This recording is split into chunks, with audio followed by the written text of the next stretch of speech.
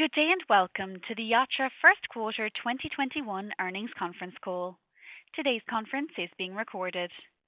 As a reminder, we will not be taking any questions from the press today. At this time, I would like to turn the conference over to Mr. Manish Hemrajani. Please go ahead, sir. Thank you, Holly. Good morning, everyone. Welcome to Yatra's fiscal first quarter 2021 financial results for the period ended June 30th, 2020. I'm pleased to be joined on the call today by Yatra CEO and co-founder Dhruv Shringi. The following discussion, including responses to your questions, reflects management's views as of today, September 9, 2020. We do not undertake any obligation to update or revise the information. Before we begin our formal remarks, allow me to remind you that certain statements made during the course of the discussion may constitute forward-looking statements, which are based on management's current expectations and beliefs and are subject to a number of risks and uncertainties that could cause actual results to materially differ, including factors that may be beyond the company's control. These include expectations and assumptions related to the impact of the COVID-19 pandemic. For a description of these risks, please refer to our filings with the SEC and our press release. Copies of this and other filings are available from the SEC and on the Investor Relations section of our website. With that, let me turn the call over to Dhruv. Dhruv? Thank you, Manish. Good morning, everyone, and thank you for joining us. I hope you and your families are all safe and in good health. This is the first earnings call that we are doing in a little over a year, given that we were involved with the Wix merger. In the meantime, the global COVID-19 pandemic has hit us, requiring the cessation of all non-essential air travel in India. While the situation is not what we had expected, it is the situation that we face. During this time of extraordinary changes and challenges, I'm proud of the way our teams have responded to these and executed against factors which are not directly within our control. This is also not the first time that we are facing a challenging situation as a company. From the financial crisis back in 2008 to the bankruptcy of Kingfisher Airlines and the subsequent collapse of domestic aviation in India in 2012, we've been through difficult periods before, and each time we've come out stronger. And I feel confident that the same will be the case this time as well.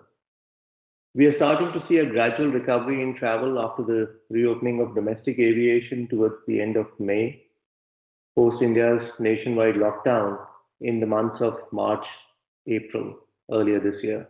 We believe the worst is behind us now. We've made all the essential changes to the operations to cut costs to the bare minimum. And after a capital raise in June earlier this year, we believe we have the balance sheet to see us back to profitability. We now look forward to resuming the same growth and profitability trajectory we were on before all this unfolded. We are excited about our multi-pronged approach to increase shareholder value. As you would recall, we are one of the leading OTAs in India and the largest corporate travel management business in the country as well. First, with regards to the return of travel in India after the lockdown, on the consumer side, we've started to see some early signs of recovery in travel in India since late May, when air travel was allowed to start back up. Domestic flyers have now returned to about 25% of pre-COVID levels, and that number continues to grow, and we expect this to reach 40% plus by the end of the calendar year. On the international air front, airlines are beginning to operate under the bubble agreement between countries. So far, we've seen approximately 10% capacity come back online, and this number continues to increase literally on a weekly basis as new bubble agreements are entered into. Domestic hotels were earlier taking bookings on a very limited basis, but since September 1st, a number of states have allowed hotels to start operations without any quarantine restrictions. We expect to see gradual recovery here as well in the next quarter as people begin to undertake short haul and driving holidays.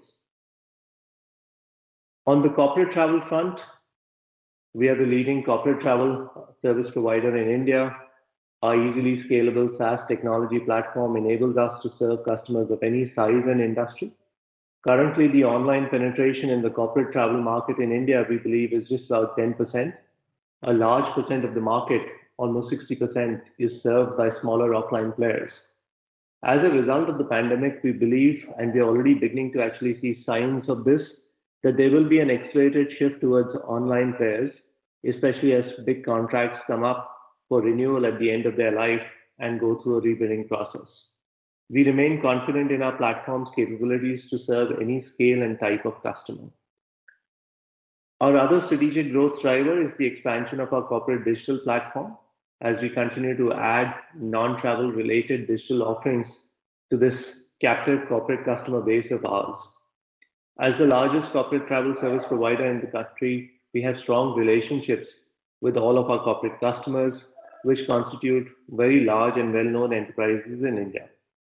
We continue to make inroads into these organizations with our non-travel offerings of expense management, EdTech, and others. Our EdTech offering is in partnership with Upgrad and has been well received by corporates, even though it's early days yet. In a tough economic climate, we are seeing corporates realize the importance of developing and reskilling the workforce to overcome pressing challenges. Our platform allows our clients to offer these opportunities to their employees, especially as they remain underutilized during the pandemic. Corporates also view EdTech as an employee retention tool. On our hotel network front, we recently announced a partnership with Amazon India to provide our hospitality partners with a wide range of products catering to their varied needs. Hospitality partners can leverage the Amazon Business Marketplace as a one-stop destination to access a wide range of products across categories to cater to their needs and procure products in a safe and efficient manner. Now, a quick update on the litigation against Epix as well.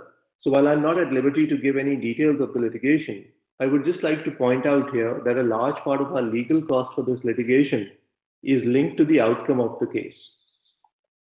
And it's not a direct cash outflow for us at the moment. Additionally, neither are we dependent nor have we based our operational planning on a favorable outcome from the litigation.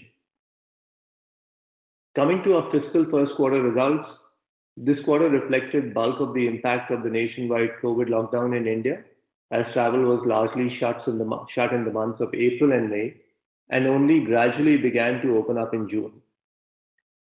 In the June quarter, our adjusted revenue decreased by 86% to INR 236.2 million or USD 3.1 million.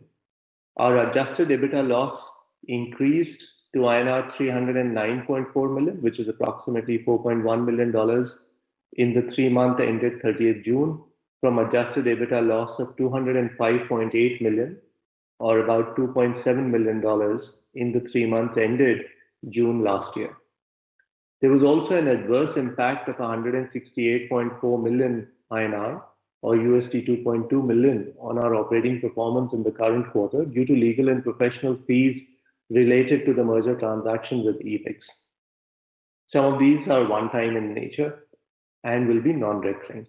Excluding this, our adjusted EBITDA loss would have been INR 141 million or USD 1.9 million for the quarter versus an adjusted loss of INR 205.8 million or USD 2.7 million for the same quarter last year. So despite COVID, we've been able to, on an ongoing basis, drive improvement through cost control in our EBITDA loss.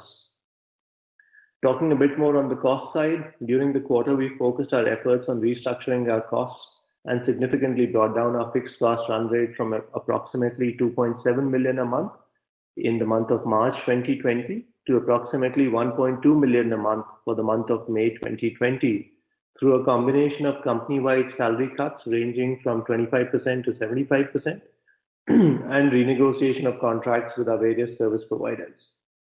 We believe our current liquidity position and optimized cost structure provides us with enough capital to withstand a prolonged slowdown if it were to transpire in the travel industry. As of June 30th, 2020, the balance of cash and cash equivalents and term deposits on our balance sheet was INR 3.675 billion or approximately USD 48.7 million.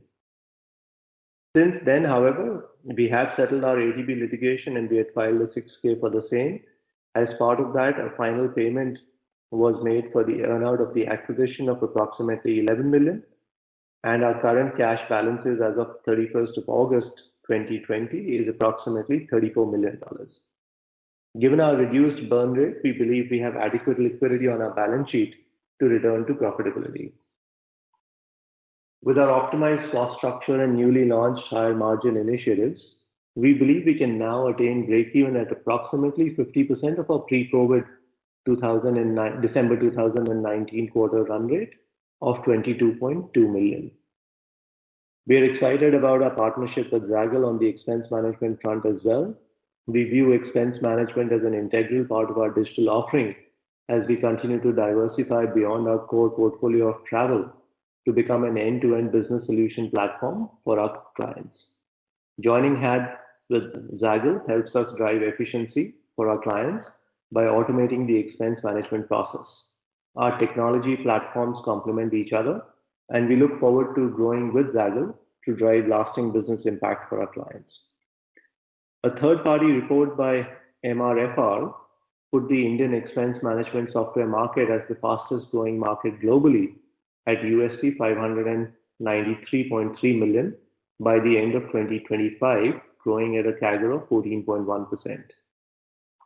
Lastly, I would like to remind everyone that India's travel market and corporate travel market in particular was the fastest growing travel market globally pre-pandemic, growing at a 12% CAGR and expected to reach 32 billion by 2020. A large part of the corporate travel market was offline pre-pandemic, and we expect the shift from offline to online to accelerate as a result of the pandemic, benefiting online players like Yatra in the longer term. This concludes our prepared remarks. Let me now open the call for Q&A. Manish, over to you. Thanks, Dhruv. Holly, can you please open up the call for Q&A? Certainly. If you would like to ask a question, please signal by pressing *1 on your telephone keypad. If you're using a speakerphone, please make sure your mute function is turned off to allow your signal to reach our equipment. Again, that's *1 to ask a question. We'll pause for just a moment to allow everyone an opportunity to signal for questions.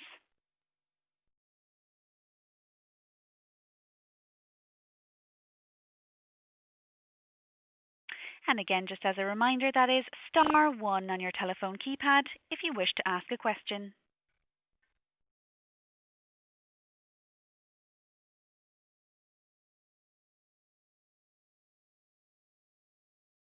It appears there are currently no telephone questions, so I'd like to hand the call back to our hosts for any additional or closing remarks. Thanks, Holly. Thank you, everyone, for joining us today. We look forward to speaking to you in the near future. Dhruv, any closing remarks? I would like to thank everyone again for taking out the time. I know it's been a while since we've last communicated. Now going forward, we will end up obviously interacting on a quarterly basis. And if there are any follow-up questions that any of you have, please feel free to reach out to Manish or me. Thank you so much and stay safe. Thank you. Ladies and gentlemen, this concludes today's call. Thank you for your participation. You may now disconnect.